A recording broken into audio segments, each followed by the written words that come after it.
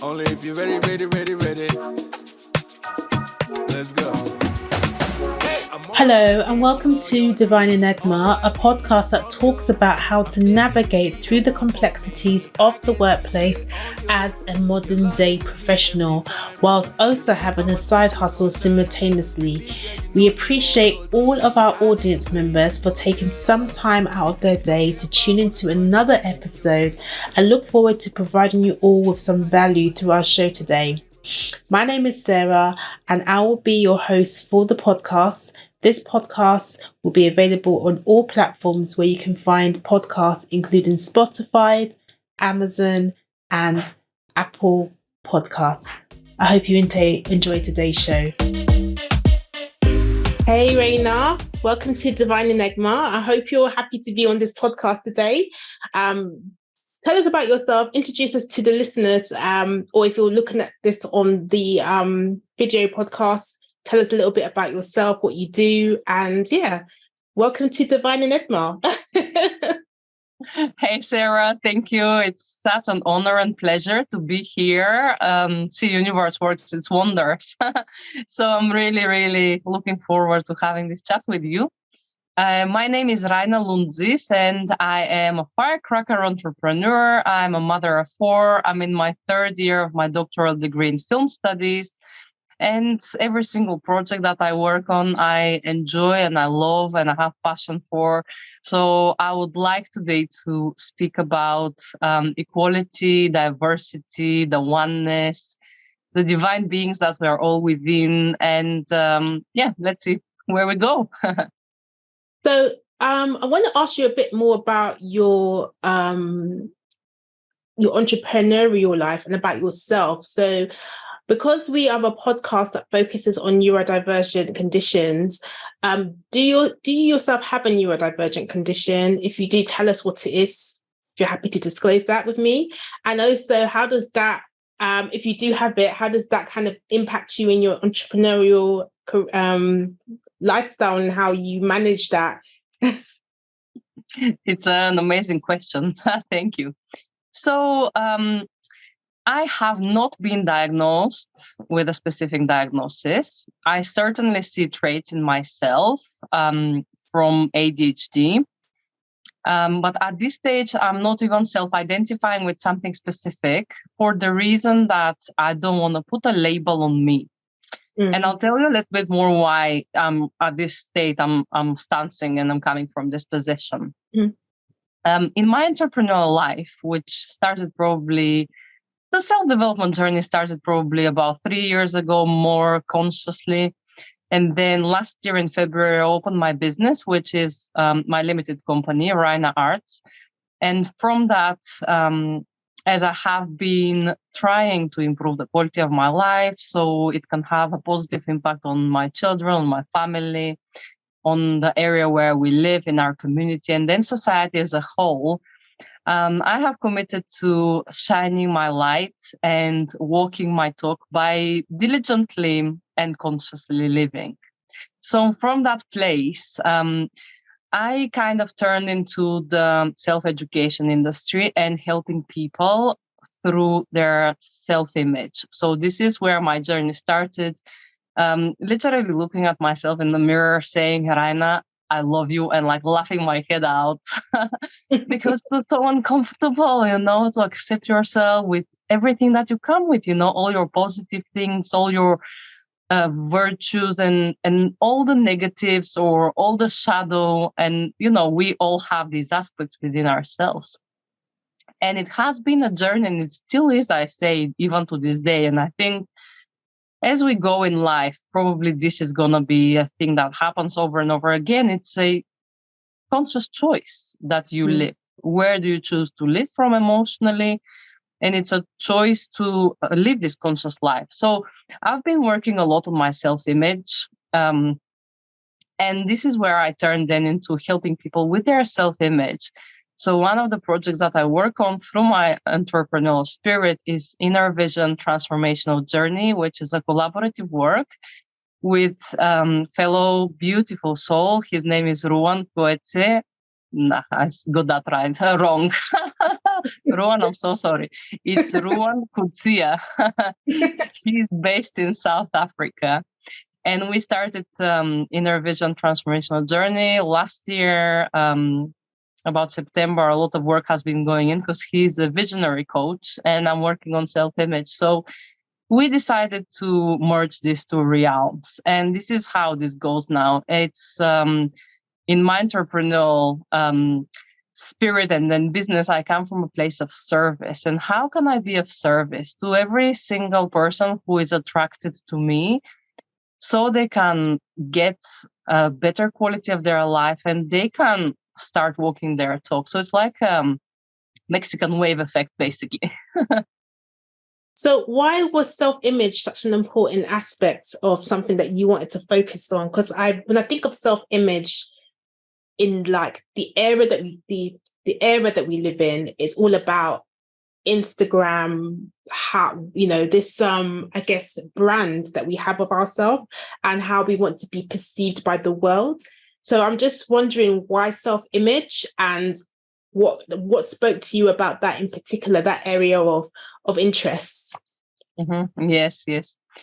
So why self-image? Because for me, authenticity, it's a very, very important thing. And I believe that authenticity is this part of yourself where you show up as you and you're going to behave like this with yourself, but you're going to be the same person with your partner, with your children, with every single one of the other people that you are communicating with. You're going to be that integral person who is going to be authentic.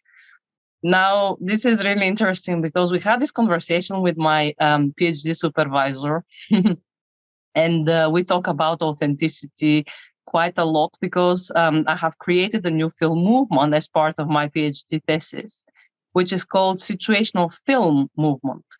So instead of giving my actors a script, I give them situations, I put them in situations, and I tune them into the best version of themselves through meditation before filming. And then I encourage them to create their own dialogue. So they act from a place of authenticity. And for different people, authenticity means different things. For me, as I told you, it's this thing that you are integral all throughout the board. You are not a different person. And this is what I'm kind of exploring. So self-image was something that me as a person, I think probably I had such a not really low self-esteem, but probably I was not accepting myself. I was not accepting my body. I had this image of myself after I had my 3 children, probably. At this stage, I was like, I'm a mother of 3. I'll never get fit. I have a big bone and all these excuses that we make on a daily basis. Until it was really like, okay, hold on a minute now. Who am I? And I am. It's such a powerful statement if you think about it, because whatever you think about yourself, you become. I am, So it was a journey of, okay, who I am not. And this was part of peeling off the untruths about me to reach to this authentic point where you just flow through your day, you are in such a high vibrational frequency. You are just pure joy and bliss and abundance, and you just feel it, it's like, wow, absolutely amazing. And I think at core, I do believe that we all are, it doesn't matter our background, where we come from, religious beliefs, nothing, none of this matter, because at core, in deep within, when you quiet the monkey mind and when you drop the untruths, when you drop all this conditioning, when you drop this generational trauma, whatever you have carried through, you would feel it. It is the most amazing feeling that one can experience. And maybe not on a consistent basis, state of enlightenment. There is a lot of literature out there, particularly like Michael Singer's Untethered Soul teachings around this. But it is a choice. Where do you want to live? Being happy, being grateful. I sometimes sit there and I'm like, so grateful that I breathe, Take your breath in and take it out. I mean, we are alive. How amazing is this, right? Yeah, I think when you're talking to me, it kind of resonates with me because I was having just literally before I got on this podcast with you, I was speaking to one of my oldest friends, and we're at that stage of life where we're now moving to 40. So I turned 39 this month. So last week was my birthday. Happy birthday. So, thank you. But I turned 39 and I was like, whoa, like I had to just literally like fit in my head, how did I get to this point? I remember when I was at school getting shouted down by my mum to find where my school shoes were, and now I'm here. How did I get from that point to here? And it feels like it just went so quickly. But going back to being your true authentic self and having that actualization of who you are, sometimes what I find is, as a neurodivergent person, so I have ADHD and dyslexia, I find a lot of the time it's hard to be my true authentic self. And I guess that comes from a place of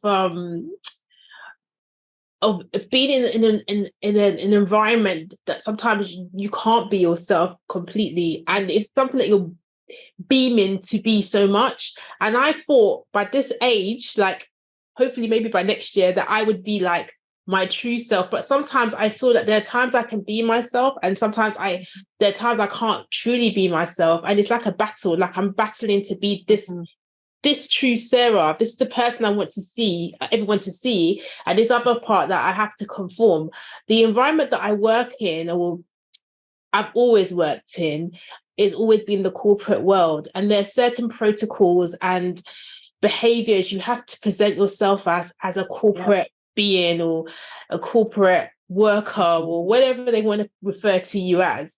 And you just have to conform to this image. You can't be yourself completely. And sometimes I wish the workplace would embrace, although they say they embrace bring your true self to work, the reality is that not everybody's ready to accept you for who you are. So particularly I relate so much. Particularly me being a woman of color, so being a Black woman, and also having a neurodivergent condition, a lot of the time I'm having to navigate this situation of having to code switch and, emulate the environment I am in just to fit in.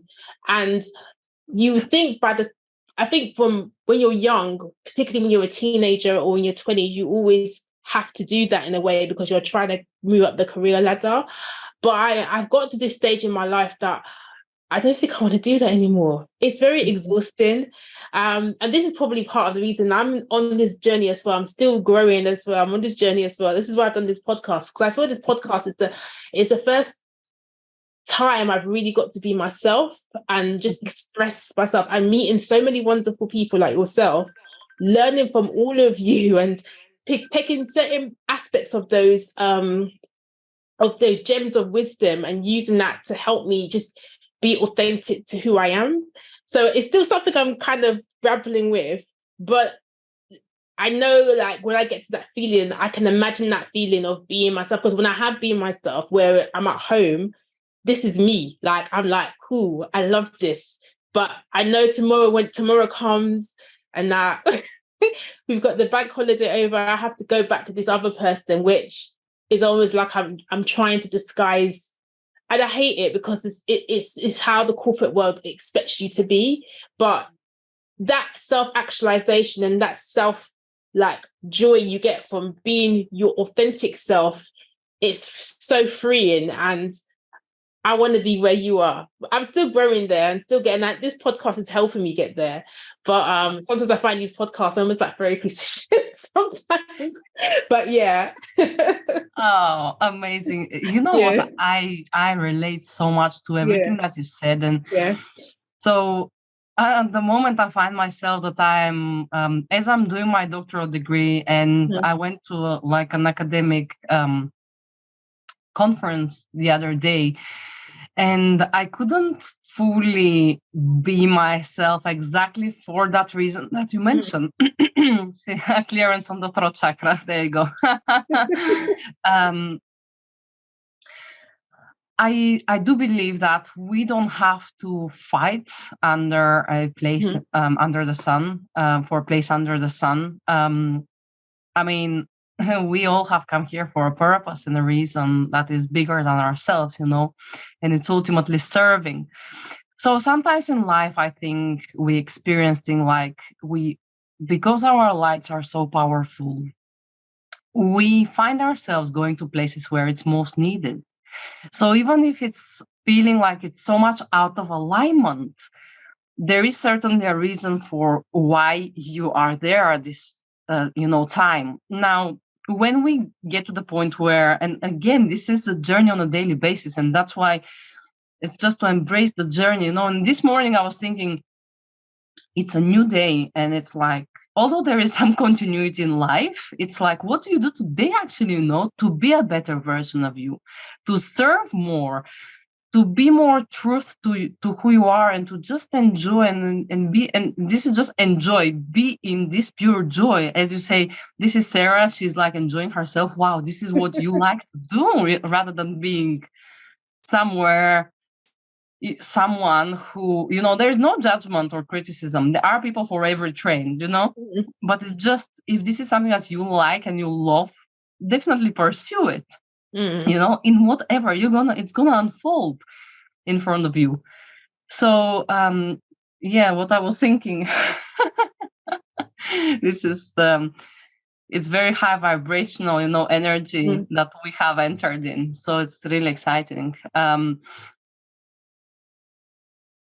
I say to people, and I see people masking all the time on the project that I work on, which is called Evolution Film, which is for addressing mental health and disability equality in the film industry. It started as a small project, which was funded by the British Academy Innovation Fellowship. And I'm one of the founding members, and I organize the events for this project. It got extended for another year, so it's a couple of years now. And we have a conference coming on the 19th of July. We have built an extensive network of people. We are over 4 continents now, and most of the people from our network are neurodivergent, either self-identified or with diagnosis, autistic, dyslexic, absolutely amazing people of color, LGBTQ, and I think where I came from as we were expanding this project, because I'm coming from Bulgaria originally, I was thinking this is so much need in the world to create this space where you are welcome for who you are. You might have never had the opportunity in your life to be your true self, because you all the time had to mask so you fit somewhere. So come and join us. So we accept you as you are. Amazing, creative people. Unfortunately, at the moment, and this is changing, and it's a slow change, and I appreciate this slow change, even though sometimes I'm thinking, why is it so slow, the change? We must act urgently.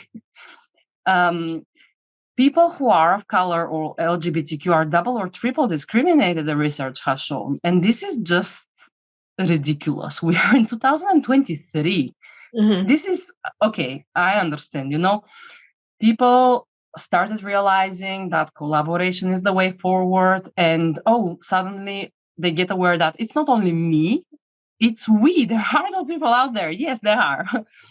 So what do we do to embrace every single one of us gifts and talents, rather than criticizing and self-criticism?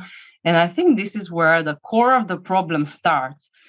When we have not done our inward journey of revelation and finding who we truly are at core, and we all the time as a single person criticize or judge ourselves, we are not going to be open to accept the others as they truly are, to not judge them or not criticize them or love them unconditionally. We wouldn't, because it starts from within. If you go and you accept yourself for who you are, it doesn't matter what you have done in your life. It doesn't matter. From the moment that you are aware, and from the moment that you take the responsibility of you can co-create this amazing life with the universe. As you are the creator in a physical body, otherwise you wouldn't be here. You are this expression. This is the divine that flows through you. Unless you turn within and you accept as you come, and then you stop criticizing and stop judging yourself, you're going to be more open than to accept other people as they come. And you're going to be more accepting of people and coming to the unity and oneness. I am you and you are me. There is no difference in the divinity that flows through us. Yes, we all come with our gifts and talents, which is amazing, and we can embrace each other and just cheer for each other. There is no point of, sitting there and just criticizing and judging, like, how constructive is this? It's so destructive, right? No. I wanted to talk a bit more about your project. So what inspired you to start this project? You talked a little bit about how far you've gone into the project, but let us understand a little bit more for the listeners about what the project is involved, who's involved in it, what does that mean? And you've talked about a number of different, I guess, diversity groups that are a part of the project. So yeah, go into a bit more detail about that for us. Yes, of course. Right. Okay. So Evolution Film was founded by Professor Jason Lee from the Montfort University and Terry Bamber, who is a film director from the UK film industry. He's worked on blockbusters such as Bond, Fast and Furious, a bit older films like the 101 Dalmatians. So he's been like second assistant director or first assistant director. And then when Professor Jason Lee got that funding from the British Academy, he invited me to join them and help them out with the event organizations. So we started it this way. It started as screenwriting, filling the screenwriter skills gap, as there was identified gap in the industry for screenwriters. And then through equality in mental health and disability. Now, the latest research, there was one made from film and TV charity, Looking Glass 2022. It shows that 9 out of 10 people in the film industry are either struggling from mental health or disabled. Now, some of them are still not sharing or disclosing that this is the case because of the stigma around this. So I started getting interested in what is the situation in the rest of Europe. And I tried to approach people from Bulgaria, for example, in the film industry. And I say, well, what do you do about, people who are disabled or they have mental health? And so far, I'm hitting a brick wall. They say we don't have any people who are disabled have mental health, which is, for me, it's just not. Probably I need to look further, But the fact that we can create a space of acceptance, and then, it's we had workshops who were run by Justin Edgar, 104 Films, which is the pioneering UK disability equality company. And we had people from the Writers Union, I have to see what is it called, Writers Guild, I think, that they spoke about, what are the rights for the writers. We had our very first shop was on neurodiversity and how we address this. And we are meeting basically the industry and academia somewhere in the middle. So we are no longer two separate bodies. As we are training and we are lecturing people in the university so they can go to the industry, my belief is that we need to merge and meet in the middle so we can make this work, so everybody can be included. And there is plenty of jobs out there for film creatives behind and in front of the camera. So we just want to, embrace this equality so it is fair for everybody. I mean, even, I don't know whether you have seen the BAFTAs this year, there was no person of color in any category, which was, again, one thing that it was very fascinating and interesting. Yeah. I mean, that has been there going on is for still quite a a lot lot of, of years. I've noticed. I know yeah, so with the Oscars as well. Well, there was actually a person of color in the Oscars that won. An Oriental lady. She won the first Oriental person to ever win an Oscar.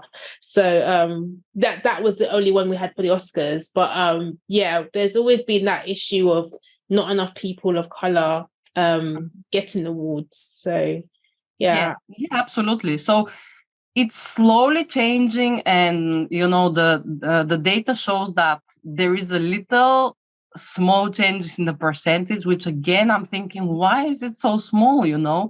It's almost okay, maybe on the bigger picture probably makes such a difference, but it is still very slow progress as well, and it's supposed to be a bit bigger. It's urgent. So we meet that. I mean, you see yourself, and I find traits within me. We are highly creative people. Yeah. So one of my beliefs is that because there is, if we go it on an energetic level, because the frequency of the creation is so much higher, so you almost have a direct access to create something out of nothing. You just kind of struggle to fit in here. So probably you're going to have some kind of mental health because you cannot match the frequency that we live in right now. Probably, on an energetic level, I do believe that this is the case. So it's not the case of, oh, you have bipolar, you have depression, you have ADHD, this is your shortcoming, you cannot fit in, and that's it, you're an outsider. No, because there are places where the people who are struggling in an environment that has not been supportive, there are places where they thrive in. So it is possible, right? Yeah, of course. The thing when I think about mental health and obviously having a neurodivergent condition is, I think what it is even within the film industry, when mental health is presented, it's not always presented in a nuanced way. So in a sense that sometimes when you see someone who has a mental health issue, there's always this sense of like, sometimes you'll see women who are, oh, she's a crazy woman. And they use that sense of this woman's crazy. And it's normally in the sense of a woman maybe coming after a guy that doesn't want her, or some silly storyline they have, or somebody who's rocking back and forth and they're not normal. And I think there's a lot more nuance to mental health issues, because you can have good mental health and bad mental health. And there are people that maybe they could be suffering from depression, but they don't present it. So I could be talking to you like the way I'm talking to you now, and I could be being depressed. I could be crying, but I am a high functional manic depressive person or bipolar person. So you wouldn't know. So sometimes I think there was a famous guy who used to work on the Ellen DeGeneres show called Twitch, and he committed suicide. Yeah. And people were just shocked, but he actually had depression, he had bipolar, and he was a high functioning person with bipolar disorder. So when he was on screen, he was happy, he was joyful, he presented himself as someone who's got it all together, but behind the scenes he was literally dying inside. He didn't want to live. And I think mental health can't be just one or the other. There has to be more nuance to it, because you could look at someone and think they're fine, and what's going on in that person's mind, at the darkness that's in their mind, you might not know, because they're having maybe suicidal thoughts, but you would never know because they present themselves so happy. So I think sometimes the film industry, I would say for a long time, just presented mental health in a very negative light, and there was not enough context and nuance about it. I think films are doing it better now, but I feel like even if you are an actor or actress, I'm not an expert on this, but even if you're an actor or actress, I know that people need to look at mental health as just the same way that maybe you cut your arm or something happened to you. It's just internal, you can't see it. It just needs treatment. It needs to be managed in the same way that you would manage any kind of illness in your body. But there's like this because for so many years that stigma, oh, that person's crazy. Even when you see someone on the road and they're begging for money, you're just automatic, oh, he's crazy, don't go near him. And you're taught that as children to stay away from the crazy guy or wherever. And there has to be more nuance to that, because it's mental health is not always that's the picture of mental health. And I think, people had more understanding about it, I guess there wouldn't be so much stigma. I think people have to be comfortable, especially if you're in the workplace, to say to your manager, I suffer from depression, and sometimes I just need a few minutes to recollect my thoughts. Is that okay? Rather than being made to feel like there's something wrong with you, or you could go crazy at any moment and do something mad to everybody, which is not, sometimes that is the case, but many times it's not the case. It's just that you could have down moments, and that could be a form of depression where you need to manage that, and that could be managed through meditation. Sometimes you have to take medication as well to manage that as well, and that's also fine, and that shouldn't be stigmatized. So that's what I thought I would say that on mental health. I think it's just, there has to be more nuance and discussion around it, because there's nothing wrong with taking antidepressants if you need it to function, and you shouldn't be made to feel. I remember I had a guy on this podcast previously, and he suffers from ADHD, and he was telling me that basically that he works as a mental health nurse, and one of the mental health nurses actually came for him and said, how could you bring antidepressants on this premises? And he was literally told off for having his medication and made to feel small because he's taken antidepressants. And it's like, I said, really? He's like, now that wouldn't happen, but for a long time that was a stigma. So I think a lot of the time you need to have more nuanced discussions about mental health, because it's not necessarily, I don't view it as a bad thing necessarily. I think it's just like any illness you have in your body. You just need to treat it accordingly, and treat it according to what you need for whatever type of mental health issue you're going through. I agree with you. There has been a lot of stigma, and this stigma has been going on for a long time, and sometimes it's important to look at the language that we use. Do we use languages, oh, I'm so depressed, when you are just slightly sad? Have we overrated mental health in a negative way? There are different things has been going on, such as, people getting benefits, if you want, or because of exaggeration of mental health, or I'm not a medical professional, and this by no means is a medical statement, but my belief from what I have seen is that look within. Obviously medication is something extra that could or could not help. It depends on you, it depends on your situation. It's all depends personal on you. But look within, what do you need? And just this healing and remission of these conditions it's possible. It's possible. There is plenty of research out there that remission is possible. I really like Dr. Joe Dispenza's work. I think I mentioned it to you when we had a chat before. So I really like this, way of seeing things, and this is very important as well on a self-healing journey that you are on, or we all are, aren't we? Really, to see what we like to create in our lives. And there has been this thing about responsibility, and whose responsibility is your mental health, and the same way how your physical health is your responsibility. You know well that if you don't feed your body with nutritious food and live food like fruits and vegetables, and something that is going to fuel you up, and if you don't go to the gym, your body is not going to feel great. You're not going to be fit. If you consume too much alcohol, and if you don't consume water, and if you smoke and all that stuff, you know that your body is not going to react great. So whose responsibility is your mental health? I don't agree in some way of putting the onus on one person to deal with anything wrong with you. I think we need to turn away from this it's you and come into more it's us and have more of a community aspect of helping others.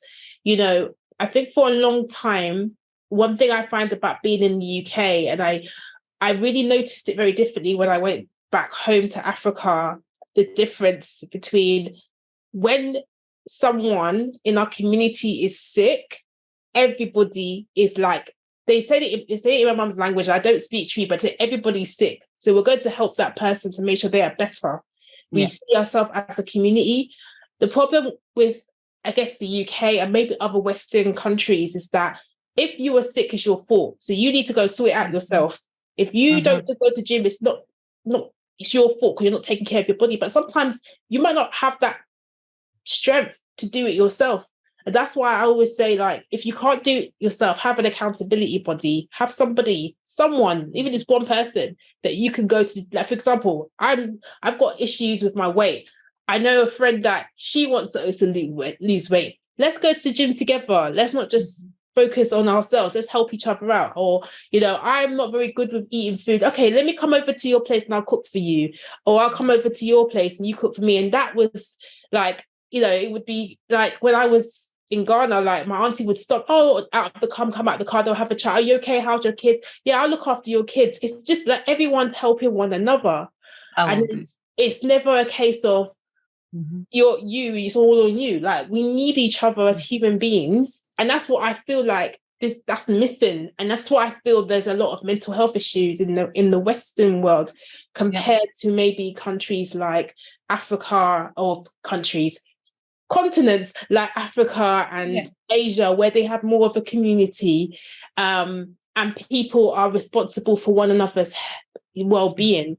A lot of the time, especially in London, you could be living in a state and you might not even know your next door neighbour, literally. And you don't even talk to them other than, I've got your post, you got my post, and that's it. And maybe that's as far as your conversation goes.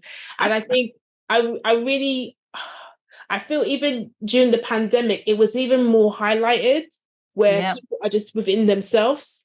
So I feel I don't think it's good to say it's your responsibility, because sometimes you might not have the strength to take on everything. But if you have other people around you, it helps. Like, it does help. Like, that's just my viewpoint. That's what I view it as. I totally agree with you. So maybe I probably need to clarify. This is a good, this is a good thing that happened to bring the conversation in. Yeah. So it's not from a space of taking a blame or blaming yourself or blaming somebody else. It's from a space of, I take the ownership of everything that happens around me. So I create my reality, or I co-create my reality. So therefore I have a choice. So if I feel like I'm in struggle, if I feel that I'm feeling a little bit sad, the community aspect is really important, So we hold space within Inner Vision Transformational Journey for people to transform. So we are holding this space for them so they can come through. We have open mic every Friday at 12 o'clock, or sometimes the time changes, but we have the Discord server where we have our community built. And it's been really amazing because people share what is on their hearts. So we hold the space of transformation and supporting them in that. So from the moment where, say, for example, you realize, I'm sad, okay? I'm owning this, okay? I'm sad. What can I do to help myself? So from this space so we're not sitting there and blaming ourselves or sitting there in a victimhood and saying, okay, it's my fault. No, not like this.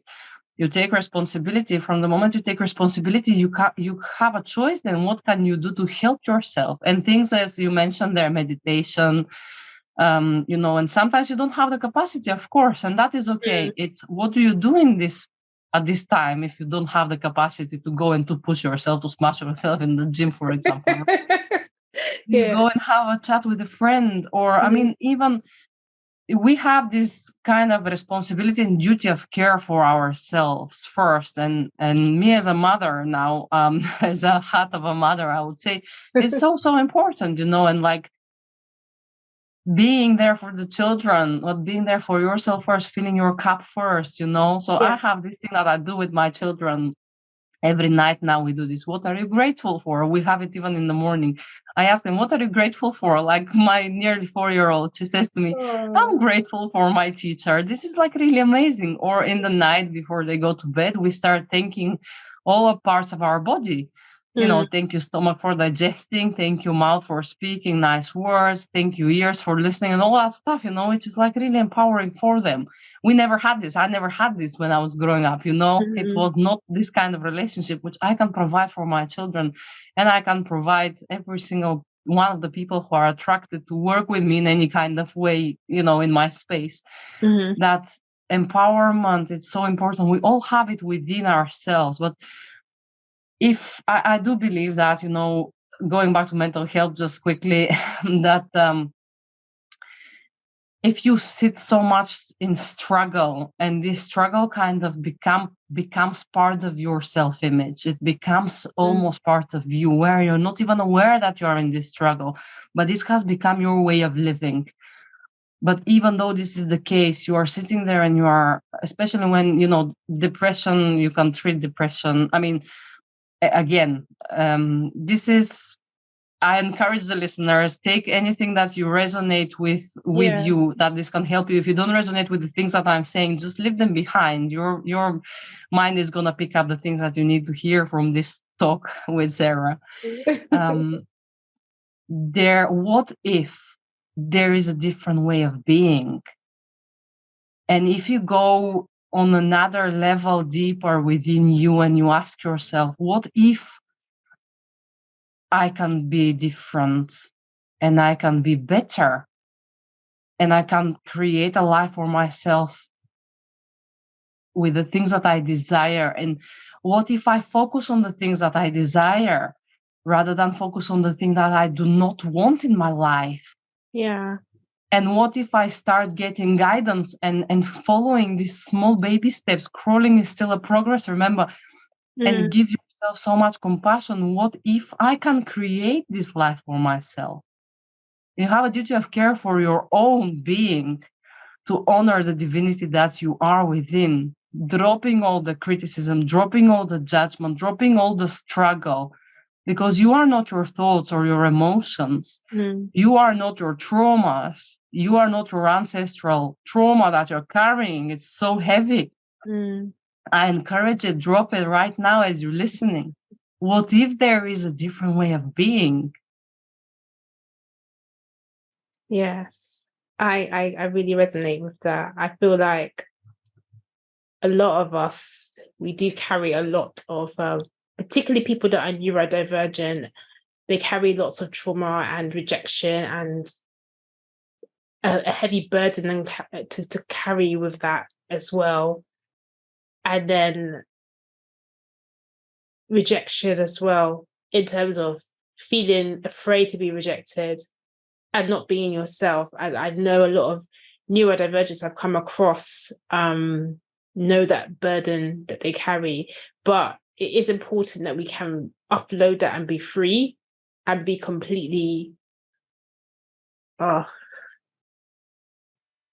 true to oneself. You don't want to be walking in regret and hoping that you could be your true self and live the life that you really want to live and be free in that.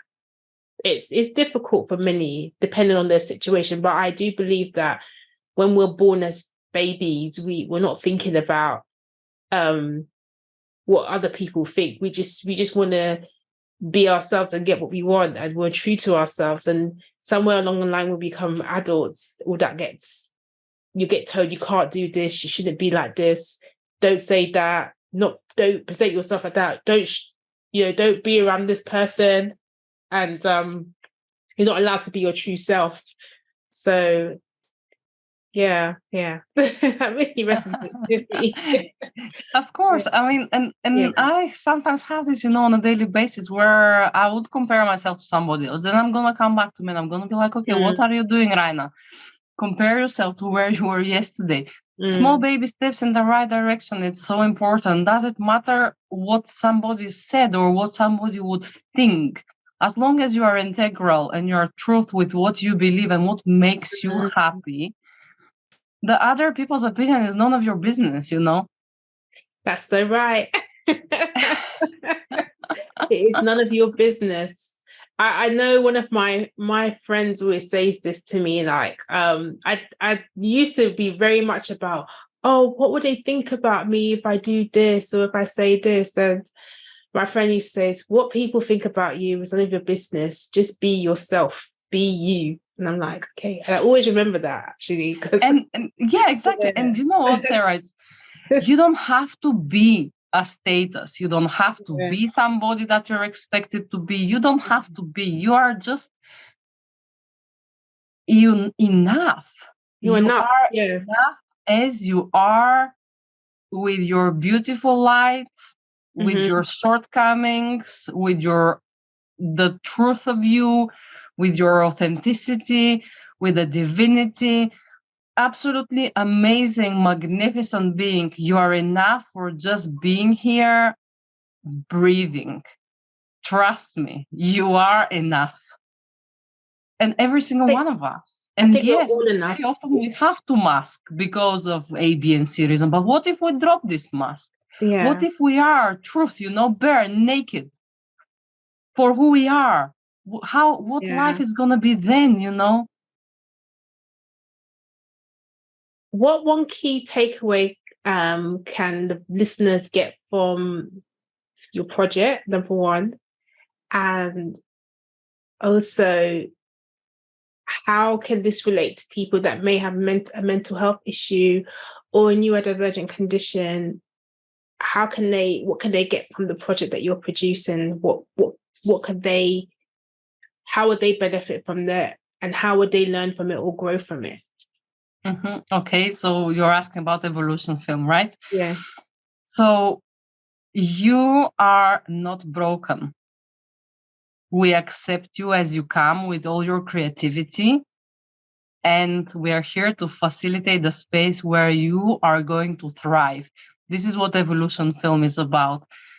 I would encourage you, if you are a creative, whether this is film or any other creative arts, behind or in front of the camera, a screenwriter, exploring to be a screenwriter, or you even want to just come and join and support this cause, support this movement that we are creating, come and join us. Come and see what it is all about. We have events coming up on the 3rd of May, in which we have 6 Foot from the Spotlight, which is a UK film company, well-being facilitators on set. And we also have Organic in the same workshop, which is the UK biggest film PR company. And then on the 19th of July, we have our conference, for which we have open format. We accept still call for papers or film projects until the 26th of April. It's going to be in person and hybrid in the Montfort University, Leicester. And if you go on our website, I'm sure Sarah is going to put it, it's evolutionfilm.org. You're going to find all the information there. I'll put all the details in the show notes for you to find that. Yeah. Yeah, amazing. Come and join us. We would love to hear from you. We would love to know who you are. Equally, if you are somebody who is listening to this and want to collaborate with us, reach out. Let's have a conversation. And how can the listeners find out information about yourself if they wanted to contact you? Okay. Again, you can follow me on Facebook. It's Rayna Lountzis. On TikTok, Power Vibe Club. And I have the best place to go. It's my website, which is Power Vibe Club, powervibe.club. Power Vibe. How do you spell that? Power, so Power.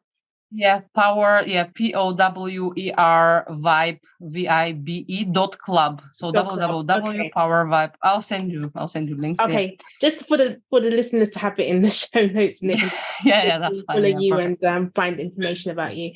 And anything, one last thing I always like to ask at the end is, what one thing could you say to that's positive to encourage? Because I feel like for you, what can you say to a neurodivergent person who may be listening to this podcast, what can you say to encourage them every day in terms of them managing? Maybe they might have a side hustle, or they're trying to get into the film industry and they're getting rejections, or even they're just trying to figure out this corporate world they're in. That is a brilliant question. My final words of encouragement to you is, this is your superpower. This is not your shortcoming. This is the thing that makes you unique, and it embraces your gifts and talents. Pursue it. Feel it in your heart. Does it make you feel happy? And you would know the answer, whatever that answer is, that might be even far away from what you're doing right now. Pursue it. It is worth doing it, because this is where your strength is going to just make you even flow even bigger. And isn't it this the thing that we are all here for, to enjoy this life, to embrace ourselves, to enjoy and serve our tribe and everybody who are in our community.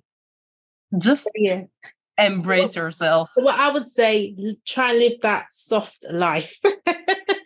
Yes. Yes, try and live that soft life. Rayna, it's been amazing having you on Divine Enigma. I think we'll conclude the show today. Again, all Rayna's details are going to be in the show notes, and I'll also put it in the description once we upload this onto YouTube. Rayna, thank you so much for your time. It's been a pleasure. You've been an amazing guest. I love everything you have to say. I feel like I had a slightly bit of a therapy session. I don't know. It just feels like a bit of a therapy session, but I loved it. This is absolutely amazing, Sarah. It's been such an honor and pleasure to be your guest here, and I love your words. Yes. Thank you so much. It's such an honor that this is your feedback. I have fulfilled. This is an amazing day in my life. Thank you. Thank you so much. I want to let you know that I'm planning on putting together a 6-week coaching program for people who are neurodivergent, who want to essentially improve their career prospects in general, or for those who want to get into project management. I'm also offering support to people who want to pass the Prince 2 practitioner exam, because I have taken and failed the exam a few times, and I would like to help others by showing them how I passed. If this sounds interesting to you, or you'd like to learn more, please reach out to me directly. The information will be in the show notes. My email address is hello@divineenigma.org. I also have my social media handle, which is Instagram, and that's Instagram @divineenigma. And yeah, that's how you can reach out to me. I'm sorry to say, guys, still working on my website, but I will get back to you as soon as I get my message, as soon as I get your message.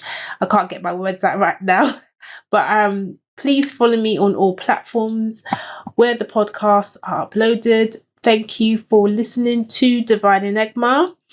And if you got to the end, this is a safe place for project managers and professionals to give you the tools and tips on how to navigate the complexity of being neurodiverse in the workplace. I will see you next week. Take care.